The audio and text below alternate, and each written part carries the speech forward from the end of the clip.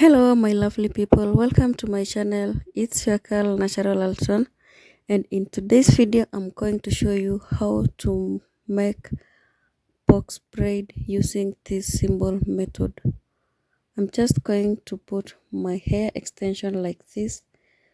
One side should be thick and the other one should be thin in order to hold your hair firmly.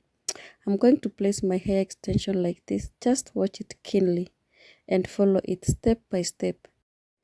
This is how I place my hair extension into the hair.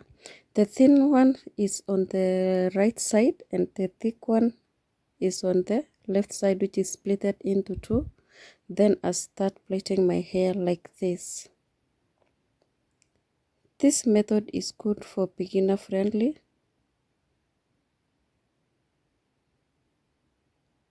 As you can see, I don't struggle.